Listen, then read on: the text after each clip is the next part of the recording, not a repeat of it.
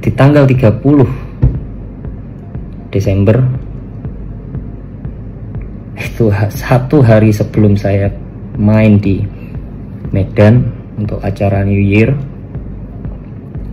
Erika telepon. Pertama nanya, lagi apa? Oh, enggak lagi apa-apa. Kenapa? Aku hamil. Nama DJ Panda kembali menjadi sorotan setelah pernyataan Erika Charlina di podcast Deddy Corbuzier menyebut adanya ancaman dari pria yang diduga menjadi ayah dari anak yang tengah dikandungnya. Melalui unggahan di Instagram pribadinya pada Selasa, 22 Juli 2025, DJ Panda yang memiliki nama asli Giovanni Surya Saputra akhirnya buka suara. Pria asal Surabaya yang kini tengah viral di kalangan Gen Z dan penikmat musik elektronik itu mengakui pernah mengucapkan kata-kata bernada ancaman kepada Erika. Namun, ia menjelaskan bahwa tindakan tersebut lahir dari kondisi emosional yang tidak stabil. Ia merasa tertekan oleh situasi yang rumit dan juga dipengaruhi oleh tekanan dari lingkungan sekitar. DJ Panda menegaskan bahwa saat itu dirinya berada dalam situasi mental yang tidak baik yang membuatnya kehilangan kendali dan bertindak di luar batas. Meski mengakui adanya ancaman, DJ Panda tidak menjelaskan secara rinci siapa pihak luar yang memengaruhinya. Ia hanya menyatakan tindakannya bukan murni dari dirinya sendiri, melainkan karena tekanan situasional dan emosi sesaat. Sebelumnya, Erika Charlina sempat menyebut dirinya mendapat ancaman dari mantan kekasihnya melalui sebuah grup WhatsApp yang berisi 20 orang, termasuk DJ Panda dan para penggemarnya. Dalam grup tersebut, DJ Panda disebut ingin membuka aib kehamilan Erika dan merusak karir sang aktris. Terkait ini, DJ Panda dalam klarifikasinya mengatakan tidak tahu menahu soal grup tersebut. Ia hanya menyampaikan permintaan maaf kepada Erika Charlina, keluarganya, serta publik yang telah mengikuti polemik hubungan mereka. Meski sudah meminta maaf secara terbuka, belum ada tanggapan lanjutan dari pihak Erika Charlina terkait pengakuan DJ Panda tersebut. Dia mengutarakan bahwa dia itu hamil. Pada saat itu karena saya juga syok dan saya masih ada pekerjaan, saya bilang, oke, kamu di rumah sakit mana? Saya akan datang. Tapi saya mau selesaikan perform besok dulu. Gak apa-apa kan? Gak apa-apa, oke. Di hari yang sama saya langsung telepon orang tua saya. Saya jelaskan, Pak, ini hamil. Terus orang tua saya memutuskan, ya sudah, ayo berangkat ke sana. Oke. Singkat cerita, kita berangkat. Saya dengan orang tua saya berangkat ke sana.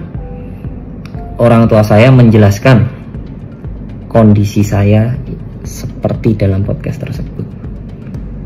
Dan di sana Erika sudah berkata kepada orang tua saya bahwa dia bisa menerima kondisi saya. Kemudian orang tua saya ya bilang, ya sudah, jalanin aja. Oke, akhirnya kita jalanin. Setelah kita jalanin, kita berantem. Pertama kali kita berantem adalah masalah charger, masalah kabel charger, guys.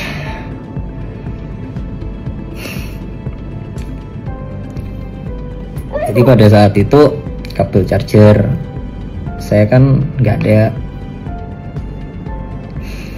dia itu pinjemin kabel chargernya dia, karena kan itu kan aku kan berangkat keluar kota. Nah, setelah selesai perform, saya buru-buru pulang, terlebih dahulu pulang untuk temani Erika, karena saya tahu posisinya lagi hamil. Saya selesai perform, saya ambil flight yang paling pagi untuk temanin Erika. Saya capek, masih apa, saya temanin Erika. Erika udah nanya, kabel charger di mana? Saya juga belum istirahat kan posisi saat itu kan. Saya pokoknya fokus temenin dia aja, fokus temenin dia deh. Kabel charger di mana? Ada kok. Aku jawab gitu, ada kok. Kasih tahu asisten kamu ya, suruh cari itu kabel charger. Bilang Erika marah. Pada saat itu saya juga tersulut emosi. Saya bilang, ini apa-apaan, cuman masalah kabel charger aja marah.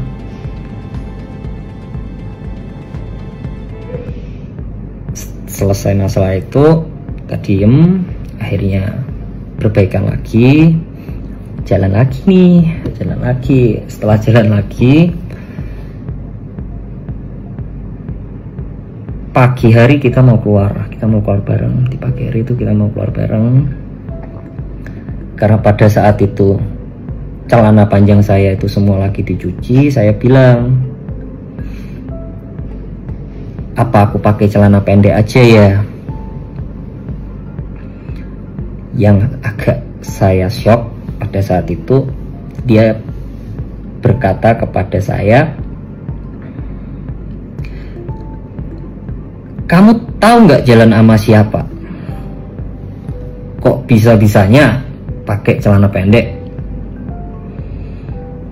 Jujur, pada saat itu saya sangat terpukul gitu kan, tapi saya berusaha positive thinking. Oh, mungkin karena ini hormon ibu hamil. Saya diam, saya keluar dari kamar, saya ngerokok, saya mencoba tenangin diri. Kemudian saya berusaha untuk masuk lagi ke kamar tersebut. Ternyata kamar tersebut itu dikunci. Padahal ingin saya itu untuk menyelesaikan gitu loh. Saya sudah nggak emosi, anggap ya udah deh gitu lah. Saya ketuk gak ada jawaban, saya chat gak ada jawaban. Oh ya sudah, tidak lama orang cincin ini telepon. Orang cincinnya telepon, bilang, "Kak, ini cincinnya udah selesai, udah bisa diambil." Oh oke. Cincin udah bisa diambil, oke. Saya telepon teman-teman saya pada saat itu untuk antar saya ambil cincin. Untuk antar saya ambil cincin sama ngopi. Tapi saya chat Erika, saya bilang saya ambil cincin, saya ngopi dulu. Udah pulang dari sana. Setelah ambil cincin, saya berusaha masuk lagi. Ternyata pintu udah dibuka, tapi ini posisi teman saya sudah pada pulang ya, istilahnya teman saya itu cuma antar saya.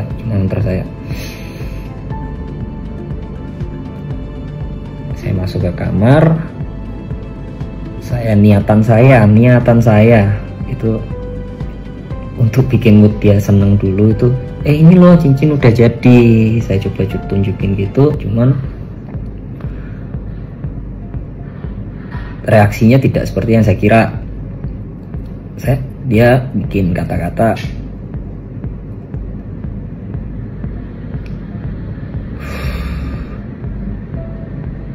saya sepertinya tidak bisa melanjutkan hubungan ini. Udah, kamu diem aja.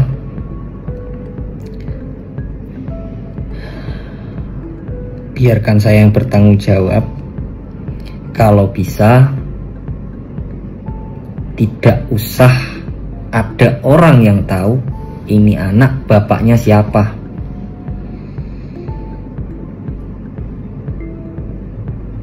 Saya mau apa lagi gitu kan.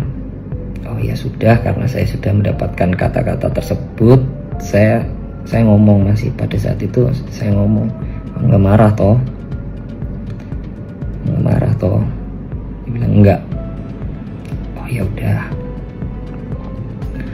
ya udah, saya beres-beres. Itu jam 2 pagi, antara jam 2 pagi pokoknya itu udah subuh aja deh.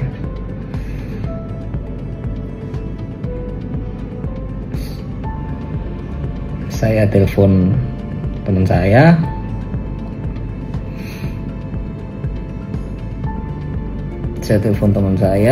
Untuk jemput. Saya beres-beres barang, saya pulang ke rumah saya. Di saat itu juga saya langsung telepon orang tua saya kabarin, "Pah, Mah, ini dia bilang nggak mau melanjutkan. Dia tadi bilang aku suruh diam. Kalau bisa anaknya nggak usah tahu bapaknya siapa." Ya sudah kok, papa mamaku bilang gitu. Ya sudah kok, yang penting kamu sudah bertanggung jawab. Oke. Dari sana ya sudah, saya tidak pernah chat-chatan lagi, tidak pernah tanya kabar pun juga tidak pernah, karena saya menghargai kata-kata dia pada saat itu. Sampai singkat cerita tiba-tiba nongol di podcast. Ini rame banget ketika orang-orang itu mengarah ke saya. Di hari yang sama itu saya sudah coba untuk chat Erika. Boleh telepon nggak? Saya mau klarifikasi. Tapi ini aku cukup klarifikasi ke kamu, nggak perlu klarifikasi ke sosmed. Aku tanya lagi, bisa telepon nggak? Hingga saat ini itu tidak ada jawaban. Kemudian untuk masalah pengancaman, saya sebenarnya tidak tahu menahu tentang grup 19 orang tersebut.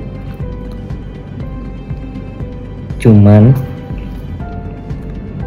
apabila ada kata-kata saya yang menyakiti hati saudara, menyinggung saudara, maupun menyakiti saudara, saya minta maaf sebesar-besarnya. Dengan rendah hatinya saya minta maaf sebesar-besarnya, karena saya juga mendapatkan ancaman. Saya mungkin juga sedang emosi, saya kilaf, saya dapat dorongan dari luar. Sekali lagi saya mohon maaf sebesar-besarnya. Sekian klarifikasi saya. Saya minta maaf banget buat fans-fans saya. Saya minta maaf banget sudah mengecewakan sekali. Terima kasih selama ini sudah selalu support saya. Terima kasih buat orang-orang yang sudah support saya. Saya cuma ingin meluruskan hal-hal yang bisa diluruskan. Download Tribun X sekarang, menghadirkan lokal menjadi Indonesia.